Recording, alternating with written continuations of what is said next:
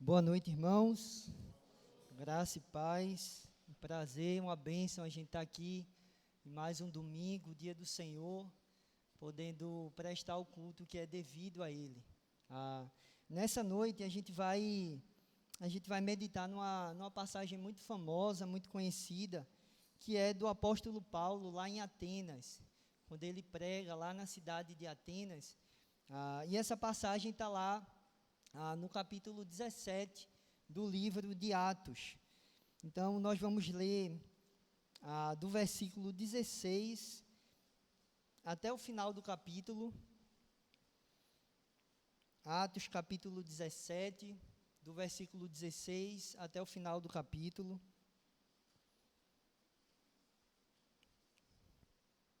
Nós vamos ler, em seguida nós vamos orar. Acompanhe comigo a leitura. Enquanto Paulo os esperava em Atenas, o seu espírito se revoltava em face da idolatria dominante na cidade.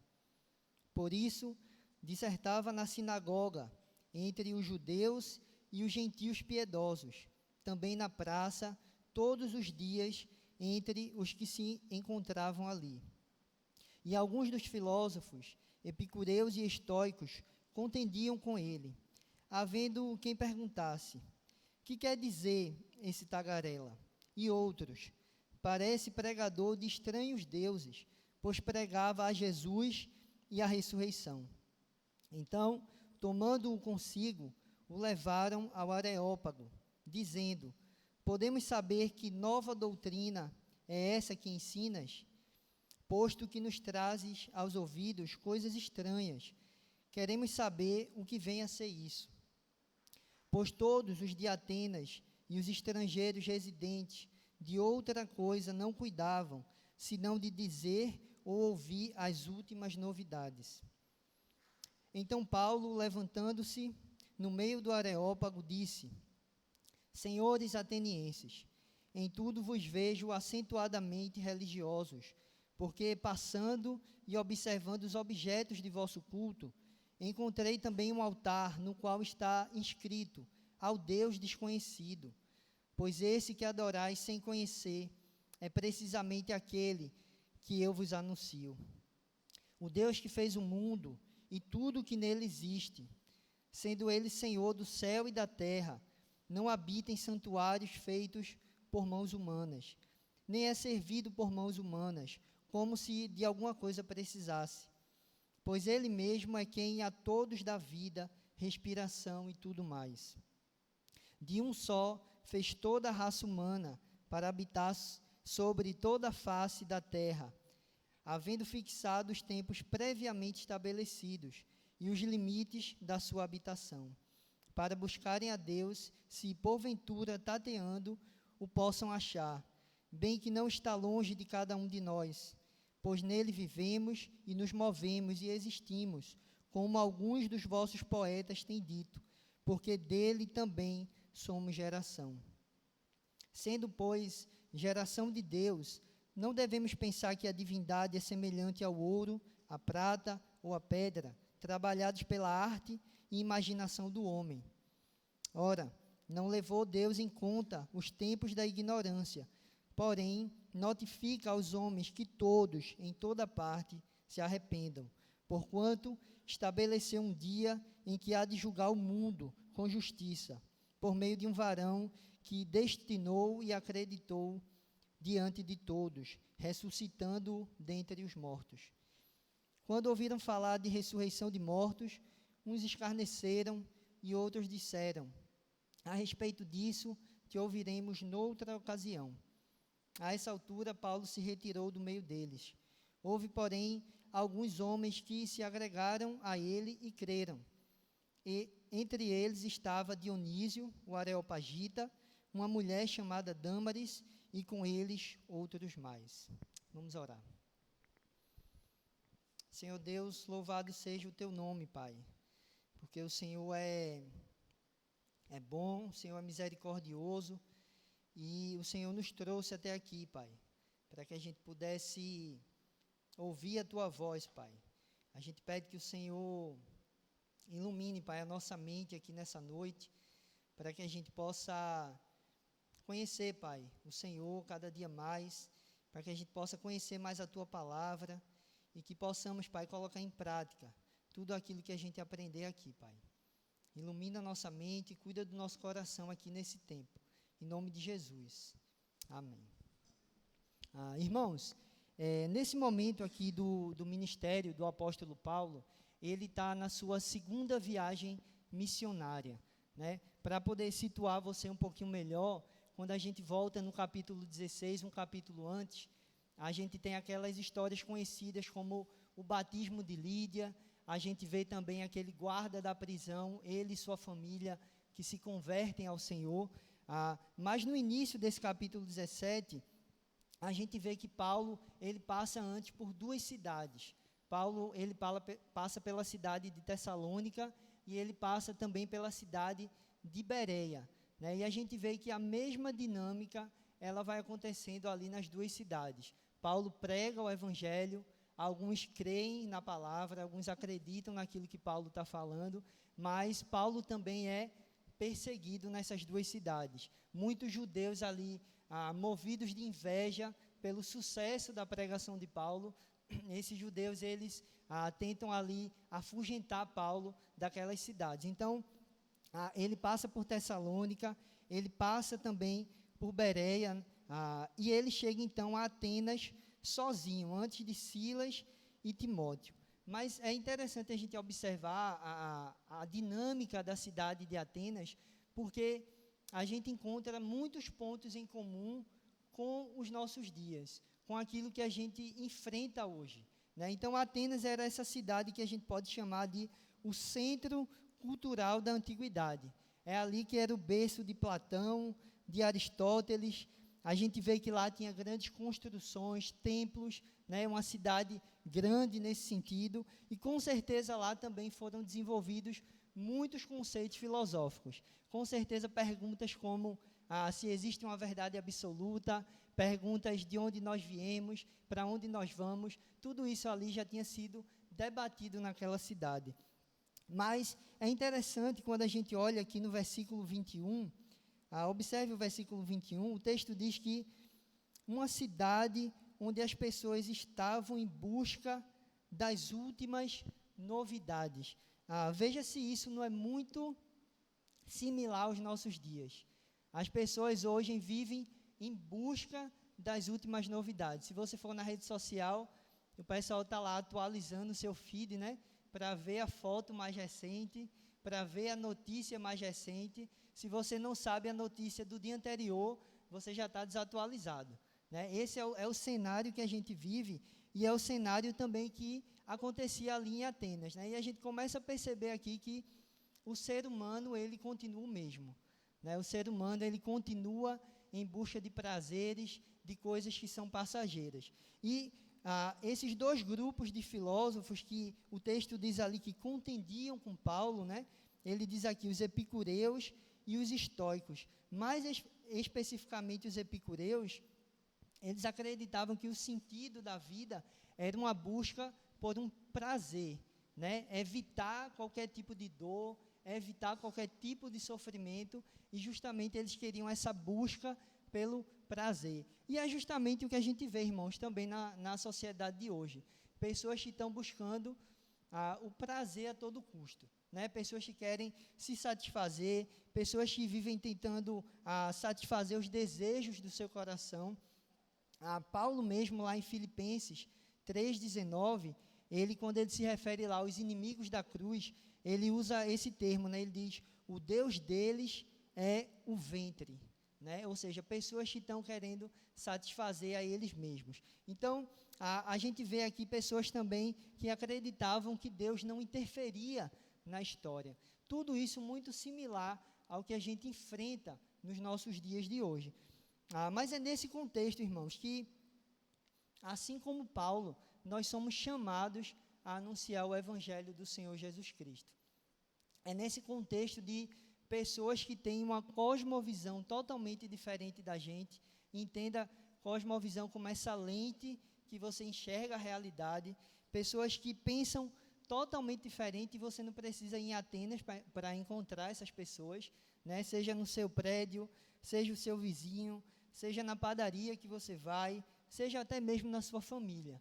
A gente vê pessoas que pensam totalmente diferente, têm uma visão oposta à visão do cristianismo, daquilo que a gente entende como verdade. E, portanto, irmãos, essas pessoas, elas são uma oportunidade para que a gente anuncie e pregue o Evangelho.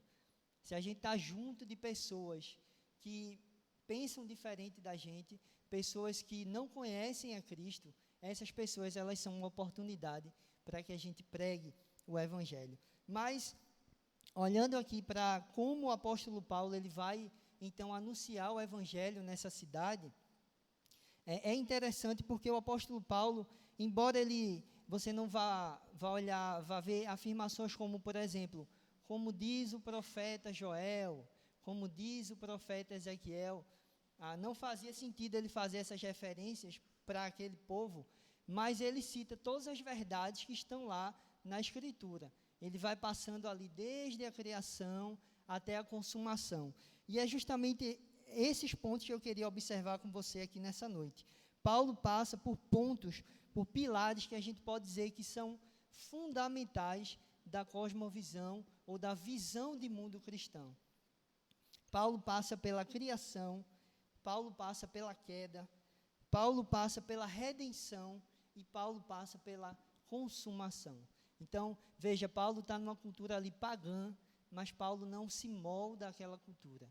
Ele fala aquilo que deve ser falado. Ele diz a verdade, ele diz aquilo, ele confronta aquelas pessoas com a verdade. Então, observe aí o primeiro versículo que nós lemos, versículo 16, o texto diz assim: enquanto Paulo os esperava em Atenas, o seu espírito se revoltava em face da idolatria dominante na cidade.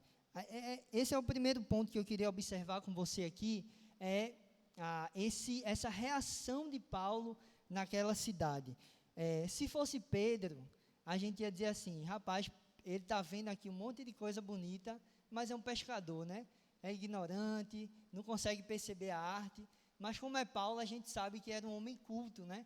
Mas mesmo assim, Paulo não está observando aquela arte ali, aquelas construções. O que Paulo observa é a idolatria dominante ali naquela cidade. E é justamente esse um ponto de alerta para a gente, porque a Bíblia diz que nós não podemos se conformar a este século.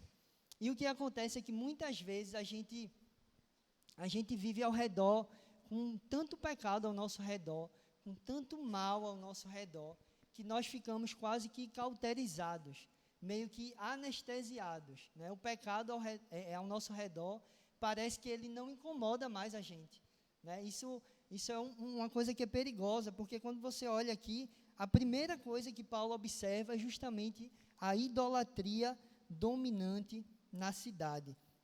Então, irmãos, para um cristão verdadeiro, o pecado, ele nunca deve descer redondo. Talvez você lembre desse comercial, né? Da bebida, né? Que você tomava uma determinada marca e aquela marca descia redondo, né? Mas aí alguém tomava uma marca diferente e aquela marca descia incomodando, né? E a verdade, irmãos, é que o pecado, ele nunca deve descer redondo para a gente. Quando a gente está nesse contexto de idolatria, nesse contexto de pessoas que não honram a Deus, isso deve incomodar o nosso coração. Mas talvez você possa pensar aqui, então, que detestar, odiar, sejam sentimentos que o cristão não deva sentir. Mas quando a Bíblia ela fala sobre a nossa posição diante do pecado, ela usa justamente esses termos. Quando a gente observa lá em Provérbios capítulo 8, versículo 13, o texto diz assim: o temor do Senhor é odiar o mal. Veja, ele usa odiar o mal. Salmo 97, versículo 10, diz assim: vós que amais o Senhor, detestai o mal. Salmo 119, versículo 104, diz assim: rejeito toda vereda de falsidade. Então, a gente observa aqui que a nossa postura diante do pecado deve ser uma postura de quem não é conivente com ele. É uma postura de oposição ao pecado, que é justamente essa reação aqui inicial que Paulo tem assim que ele chega na cidade. Mas o texto diz que Paulo, então, ele foi dissertar na sinagoga. Esse era um costume de Paulo, né? Sempre que Paulo chegava na cidade, ele ia primeiro em uma sinagoga para pregar ali para judeus, para aqueles que eram convertidos. Então, versículo 17, o texto diz que dissertava na sinagoga entre os judeus e os gentios piedosos, também na praça, todos os dias, entre os que se encontravam ali. E alguns dos filósofos, versículo 18, epicureus e estoicos, contendiam com ele, havendo quem perguntasse: que quer dizer esse tagarela? E outros: parece pregador de estranhos deuses, pois pregava a Jesus e a ressurreição. Então, observe aqui que Paulo é chamado de tagarela, e a ideia no grego aqui dessa palavra quer dizer bicador ou coletor de sementes. É uma ideia de alguém que estava pegando coisas aqui e ali, soltando ali. E eles chamam Paulo também de pregador de estranhos deuses, porque falava de Jesus e da ressurreição. Então, observe, irmãos, Paulo estava aqui no que a gente pode dizer que era a universidade da época, ali onde tinha os pensadores, onde tinha pessoas que tinham refletido muito sobre a vida, mas essas pessoas, quando Paulo fala de Jesus, eles dizem que Paulo está pregando estranhos deuses, né? Então, eu queria observar com você aqui nesse ponto, que o conhecimento do Senhor, por mais inteligente que o ser humano seja, por mais capaz que o ser humano seja, por mais estudado que ele seja, se o Senhor não se revelar a ele, o ser humano ele não tem a capacidade de conhecer o Senhor. E essa revelação, né, que leva à salvação, a gente está falando especificamente da revelação especial do Senhor. Observe comigo o texto de 1 Coríntios, vou pedir para você abrir aí. 1 Coríntios, capítulo 1, do versículo 18 ao 21.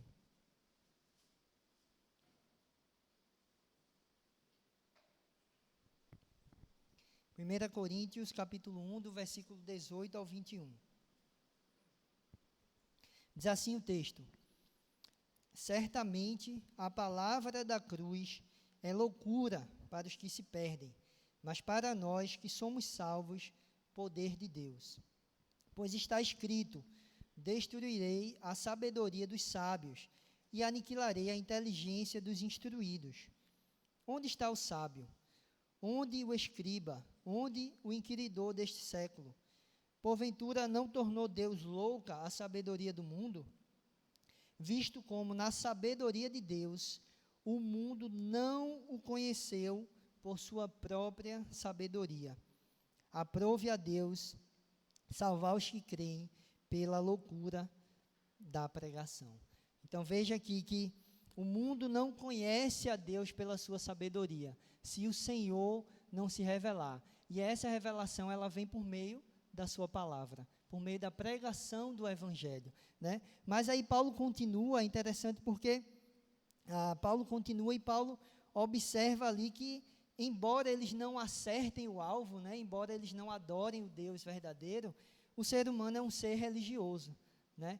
Então, certos pensadores aí dizem que era mais fácil encontrar um Deus em Atenas do que um ser humano, né, de tanta idolatria que tinha ali naquela cidade. Então, o ser humano, irmãos, por mais que ele tente fugir disso, se for possível, ele vai fabricar um Deus, né? Ele vai adorar a si mesmo, mas ele precisa adorar alguma coisa, porque o ser humano é um ser religioso. Então, a gente vê que Paulo observa ali que eles têm uma estátua chamada, que está escrito, né, ao Deus desconhecido. E Paulo, então, pega essa estátua como um gancho ali para poder iniciar a pregação. E observe como, o que Paulo diz: pois esse que adorais sem conhecer é precisamente aquele que eu vos anuncio.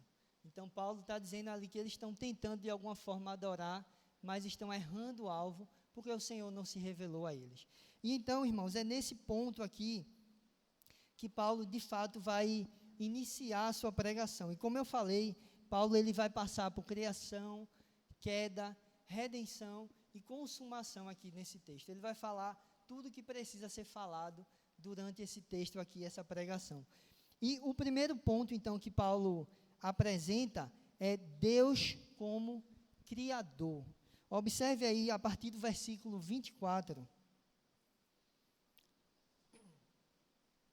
O Deus que fez o mundo e tudo o que nele existe, sendo Senhor do céu e da terra, não habita em santuários feitos por mãos humanas, nem é servido por mãos humanas, como se de alguma coisa precisasse, pois ele mesmo é quem a todos dá vida, respiração e tudo mais.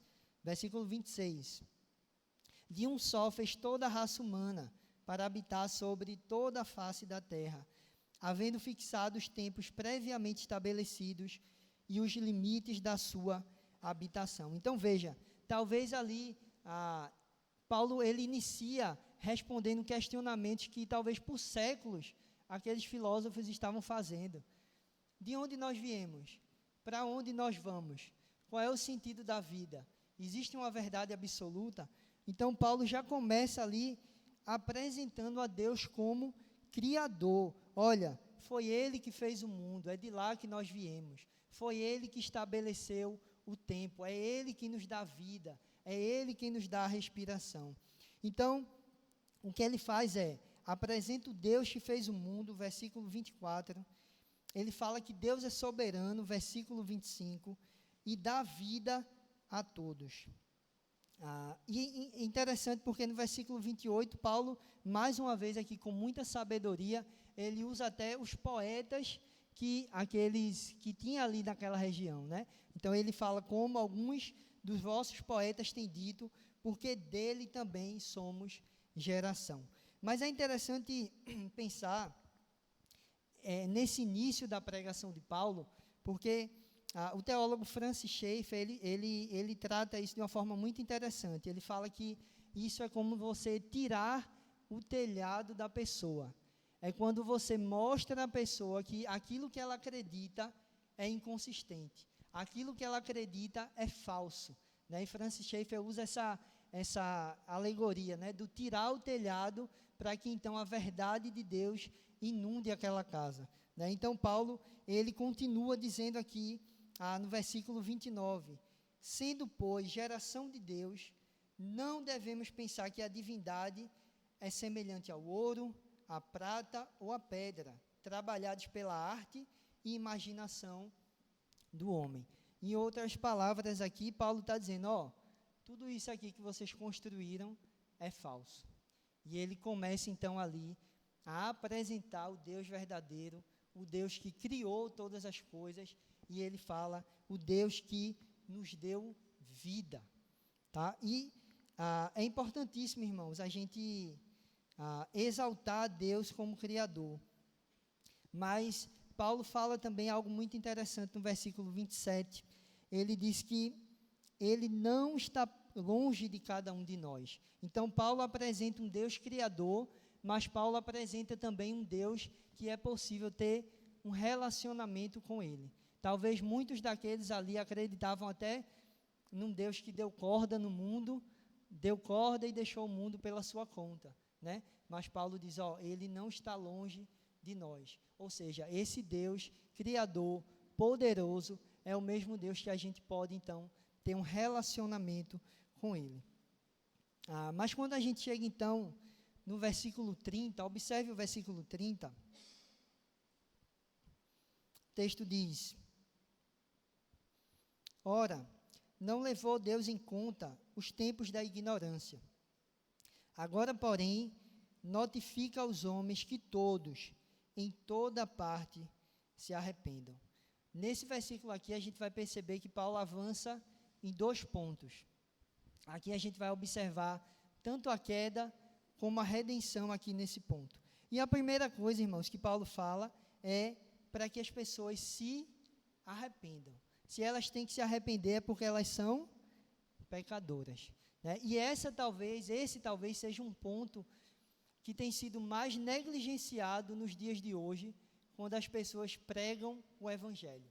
Falar que alguém é pecador.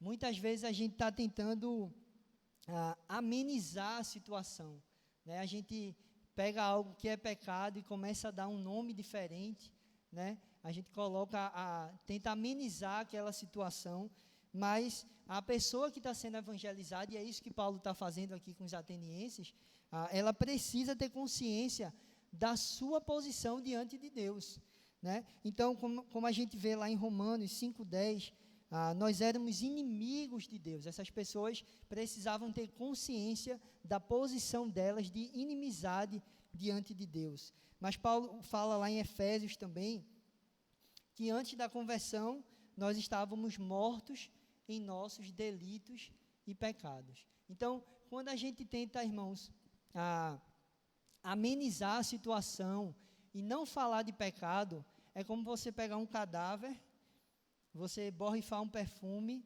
passar uma maquiagem nele, tentando resolver alguma coisa que está ali sem vida, né? Ele continuará lá morto, com mau cheiro, mas você está ali tentando amenizar essa situação. O fato, irmãos, é que a pessoa que está sendo evangelizada, ela precisa saber que ela é uma pecadora. E é isso que Paulo faz. Quando Paulo diz que Deus notifica aos homens que todos, em toda parte, se arrependam, é porque os homens, eles caíram. Então, nesse ponto aqui, a gente vê Paulo apresentando a queda, tá certo? Mas, como eu falei a você, nesse versículo 30 aqui, a gente vê os dois lados da mesma moeda. Enquanto Paulo diz que Deus notifica, mas se você observar o texto, o fato de Deus notificar tem a ideia de alertar ou de avisar, é um ato de graça e de misericórdia do Senhor. Se Deus está nos alertando, se Deus está nos avisando, é porque nós temos a oportunidade de reconciliação com Ele mesmo. E essa reconciliação, irmãos, ela só vem por meio do nosso Senhor Jesus.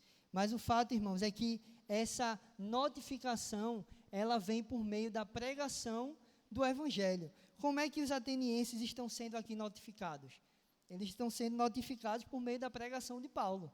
Então, essa notificação para os ímpios, ela vem por meio da pregação do Evangelho. Então, irmãos, nós precisamos abrir nossa boca e comunicar esse presente, essa graça maravilhosa que nós recebemos. Porque, como Paulo diz lá em Romanos, capítulo 10, versículo 17, a fé vem pela pregação e a pregação pela palavra de Cristo. Então, os ímpios, eles precisam saber, sim, vocês são pecadores, mas há uma redenção por meio de Cristo. Por meio de Cristo, nós podemos ser reconciliados com o Senhor. Então, em Atos capítulo 4, versículo 12, o texto diz que não há outro nome dado entre os homens pelo qual importa que sejamos salvos. Então, o Evangelho é uma notícia, irmãos, de esperança.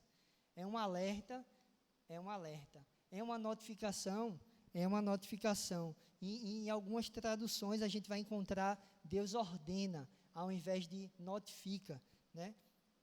Mas, além desse alerta, a gente está levando, irmãos, uma mensagem de esperança. Então, Paulo está ali, por meio da pregação do Evangelho de Paulo, Deus está notificando aqueles atenienses para que eles se arrependam. Então, a gente vê, irmãos, a justiça e a misericórdia de Deus andando lado a lado. Quando Deus está sendo justo, Ele também está sendo misericordioso. Quando Deus está sendo misericordioso, Ele também está sendo justo. Então, ao mesmo tempo que Deus chama ao arrependimento, A pregação do Evangelho é esse meio pelo qual a gente pode ser reconciliado com Ele mesmo. Então, nós avançamos aqui porque Paulo apresentou Deus como Criador de todas as coisas. E ali Paulo, então, começa a responder várias perguntas, vários questionamentos ali daquele povo. Paulo apresenta, então, o ser humano como pecador, o ser humano como caído, né, como inimigo de Deus. Mas Paulo também fala da redenção, ou seja, há uma solução para o ser humano por meio do nosso Senhor Jesus Cristo. Mas, quando a gente chega então no versículo 31, nesse momento aqui, Paulo, então ele começa a olhar para frente. Nesse momento aqui, Paulo começa então a olhar para a consumação de todas as coisas. Veja o que diz o versículo 31, diz assim: porquanto estabeleceu um dia em que há de julgar o mundo com justiça, por meio de um varão que destinou e acreditou diante de todos, ressuscitando dentre os mortos. Então veja, Paulo estava ali num contexto onde aquelas pessoas elas não criam na ressurreição.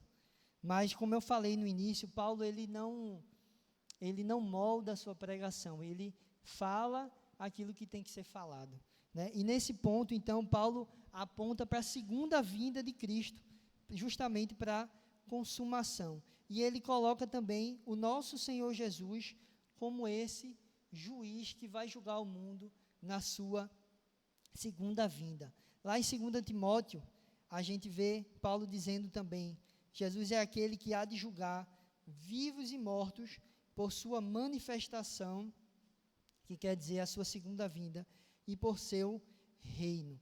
Então veja que Paulo aqui, ele trata da urgência da conversão, ele trata da urgência daquelas pessoas ouvirem aquela mensagem e se arrependerem de seus caminhos. Então ele aponta justamente para esse juízo final.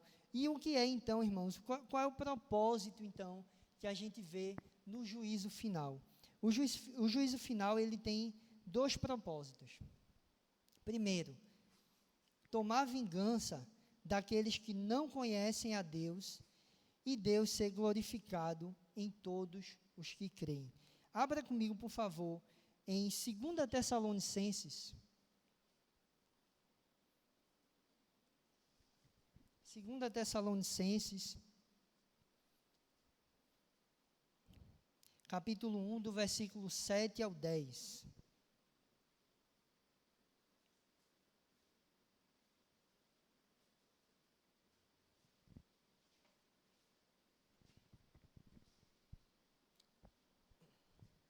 O texto diz assim: e a vós outros, que sois atribulados, alívio juntamente conosco, quando do céu se manifestar o Senhor Jesus com os anjos do seu poder, em chamas de fogo, tomando vingança contra os que não conhecem a Deus e contra os que não obedecem ao Evangelho de nosso Senhor Jesus. Estes sofrerão a penalidade eterna, de eterna destruição, banidos da face do Senhor e da glória do seu poder. Então veja até aí o versículo 9, o texto diz que nessa sua segunda vinda o Senhor Jesus vai tomar vingança daqueles que não conhecem a Deus. Então quando Paulo ele fala aqui da consumação, ele está também alertando sobre a seriedade dessa segunda vinda do nosso Senhor Jesus.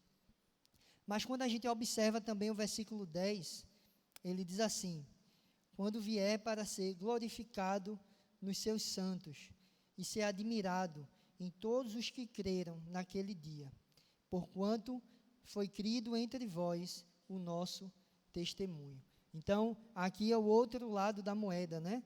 Aqui os santos, Jesus vem para ser glorificado nos seus santos. Então, a gente vê aqui o alerta em relação à consumação. Nesse momento aqui, Paulo está olhando para frente, Paulo está alertando aquelas pessoas acerca da consumação. Então, o juízo final tem esse propósito: tomar vingança daqueles que não conhecem a Deus e Deus ser glorificado naqueles que creem. Então, observe, irmãos, que é uma mensagem de alerta para os ímpios, mas é uma mensagem também de esperança para aqueles que creem no nosso Senhor Jesus. Para a gente que crê no nosso Senhor Jesus, essa consumação, essa manifestação, essa segunda vinda, quer dizer que nós vamos estar com Ele nos novos céus e na nova terra, onde não há pecado. Mas para quem não crê no nosso Senhor Jesus, Paulo está aqui então alertando que o nosso Senhor Jesus vem tomar vingança para aqueles que não conhecem a Deus. Veja, observe aí o finalzinho do texto, do versículo 32 ao 34, diz assim: quando ouviram falar de ressurreição de mortos, uns escarneceram e outros disseram: a respeito disso que ouviremos noutra ocasião. A essa altura, Paulo se retirou do meio deles. Veja, é interessante a reação de Paulo, né?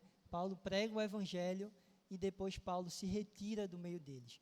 Paulo falou aquilo que precisava ser falado. Paulo sabe que é o Espírito Santo que convence as pessoas do pecado, da justiça e do juízo. Então, Paulo, ele não fica, depois que ele prega o evangelho, ele não se arvora ali a ficar entrando em debate. Ele fala aquilo que tem que ser falado naquela cultura pagã e depois Paulo se retira, porque Paulo sabe que é o Espírito Santo, irmãos, que convence as pessoas do pecado. Então, por melhor que sejam nossos argumentos, não somos nós que vamos conhecer. Embora que sim, nós precisamos conhecer a palavra, tudo aquilo que foi revelado pelo Senhor.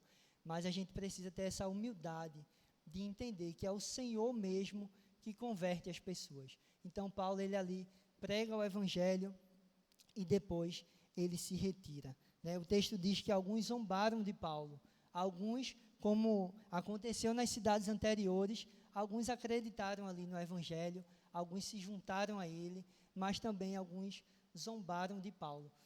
Mas Paulo não estava preocupado com isso, porque Paulo temia ao Senhor e não aos homens. Isso é algo que pode acontecer conosco também. Quando nós estamos pregando o evangelho no mundo caído, no mundo que não tem a Cristo, é muito provável que muitos vão zombar da gente, né? Mas a verdade é que a gente precisa temer mais o Senhor do que aos homens. Então, eu queria pensar aqui com você, irmão, em duas aplicações, olhando aqui para esse texto. A primeira delas é que o soldado fiel, ele cumpre a missão. O Senhor Deus, ele deu uma missão à sua igreja. O Senhor Deus, ele deu uma missão aos seus discípulos. Mas se eu perguntar a você, você tem cumprido essa missão que o Senhor deu aos seus discípulos? A primeira coisa que eu acho que a gente precisa fazer é definir a missão da igreja. Qual é a missão que nós, como discípulos de Cristo, nós temos? E hoje em dia, irmãos, a gente tem muitas definições equivocadas sobre o que vem a ser missão da igreja. A gente vê muitas igrejas aí perdidas, muitas igrejas que são tão ativas, mas que não estão cumprindo aquela missão que o Senhor Deus deu a ela. Então, para poder ajudar a gente aqui, eu queria trazer duas afirmações do teólogo Kevin DeYoung. Ele tem um livro chamado Qual a Missão da Igreja? E ele diz assim: em um mundo de recursos finitos e tempo limitado, a igreja não pode fazer tudo. Não seremos eficazes em nossa missão se tudo é missão. De modo semelhante, não cumpriremos a nossa missão se não sabemos o que ela é. Veja, ele está dizendo, se tudo é missão, nada é missão. E a gente não vai fazer a nossa missão se a gente não sabe qual é ela.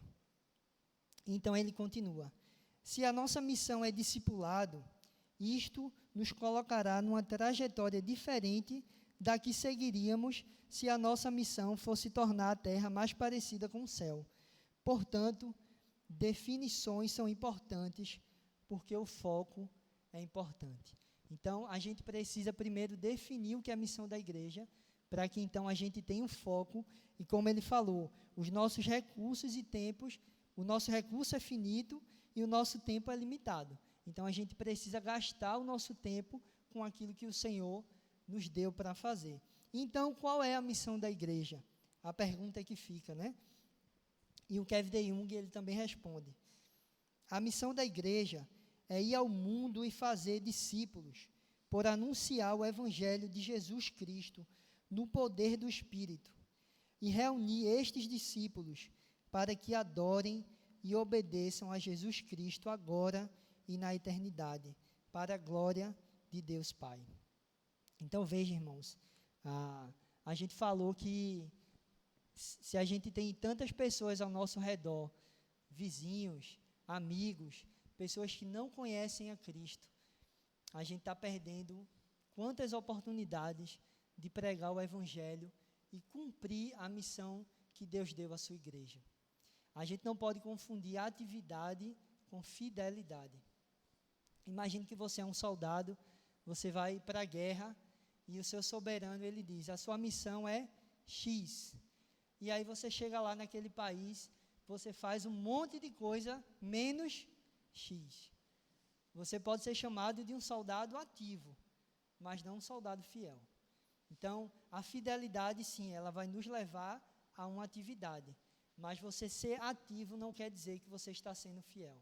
Então, a gente precisa ser fiel quanto à missão que Deus deu à sua igreja, no caso, a nós, que é fazer discípulos por anunciar o evangelho de Jesus Cristo. É isso que Paulo faz lá em Atenas, porque ele sabia a missão que Deus tinha dado a ele. Ele prega o evangelho, depois ele se retira dali, porque ele sabe que é o Senhor que converte os corações e que convence as pessoas do pecado. Mas eu queria também pensar numa segunda aplicação, irmãos. Pensando aqui nesse texto, e a nossa sociedade, né, ela é especialista em modificar o significado dos termos, né? E para a sociedade de hoje, uma pessoa humilde é uma pessoa que está em cima do muro, é uma pessoa que não tem certeza de nada, mas a humildade é ter consciência da sua limitação. A sociedade de hoje tem colocado a humildade como se fosse oposta à convicção. E nós podemos ser humildes e convictos ao mesmo tempo. Porque a humildade é você ter consciência daquilo que você é, da sua limitação. Mas isso não quer dizer que você não vai ser convicto daquilo que você acredita. Então, irmãos, a gente precisa entender que o Evangelho é uma mensagem na sociedade de hoje politicamente incorreta. Você chegar na sociedade de hoje e dizer que alguém é pecador, e dizer que alguém está errado, isso é politicamente incorreto. O Evangelho talvez seja uma mensagem impopular nos dias de hoje. Mas o que Paulo faz, irmãos, e que nós precisamos fazer, é ter essa convicção de que o Evangelho é o poder de Deus para a salvação.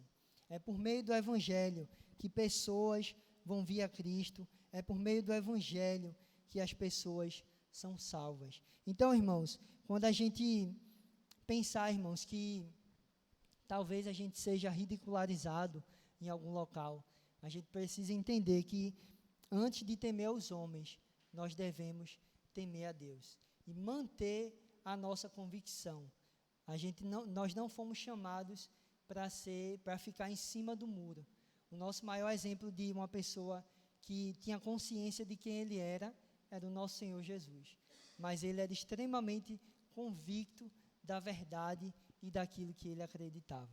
Então, irmãos, que o Senhor nos dê a graça de, assim como Paulo, né, numa sociedade pagã, numa sociedade em que pessoas tem uma visão de mundo, uma cosmovisão que é oposta ao cristianismo. Que o Senhor, Ele nos dê essa graça de sermos fiéis, de permanecermos convictos daquilo que a gente acredita.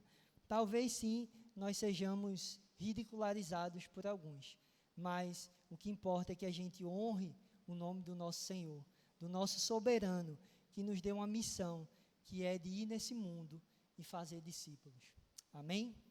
Vamos orar. Senhor Deus, mais uma vez a gente te louva, Pai, porque o Senhor é bom, Pai. O Senhor nos dá a graça, Pai, de ouvirmos a Tua voz por meio da Tua palavra, Pai. E a gente pede, Pai, que o Senhor nos ajude, Pai, a sermos fiéis àquilo que o Senhor colocou na nossa mão para fazer, Pai.